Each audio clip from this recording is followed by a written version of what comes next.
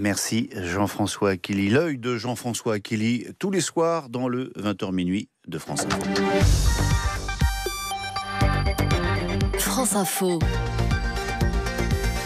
Olivier Delagarde. Que pensent les enfants de cette crise du coronavirus? Eh bien, vous allez les entendre dans quelques instants, mais d'abord, 22h50, le fil info, Emmanuel Langlois. Pas de nouvelles consignes, mais des mesures de confinement appliquées de façon plus stricte encore, annonce Christophe Castaner, comme un renforcement des contrôles dans toutes les gares et tous les aéroports ce week-end pour dissuader les Français de partir et de propager le virus.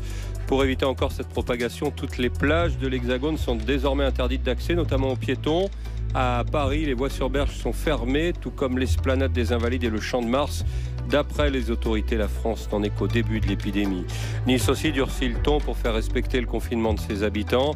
Après l'interdiction de la promenade des Anglais, un couvre-feu va être imposé dans les tout prochains jours, annonce le maire Christian Estrosi.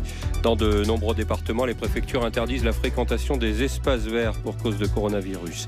Et puis dans un gymnase ou une salle de spectacle, plusieurs villages et villes des Bouches-du-Rhône annoncent ce soir l'ouverture de dispensaires pour désengorger les hôpitaux et les cabinets médicaux face à la pandémie.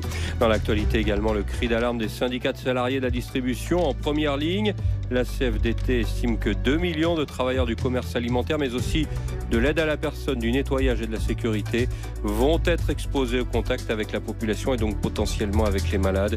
Le syndicat CFDT réclame du matériel, voire des primes et un droit de retrait. En Italie, le bilan passe ce soir les 4000 morts avec plus de 600 décès ces dernières 24 heures, en particulier en Lombardie, dans le nord de la péninsule. Et puis, le Royaume-Uni ordonne à son tour la fermeture de tous les pubs, restaurants, cinémas et théâtres du pays. Boris Johnson, le Premier ministre britannique, appelle ses compatriotes à rester chez eux. France Info. Et tout est plus clair.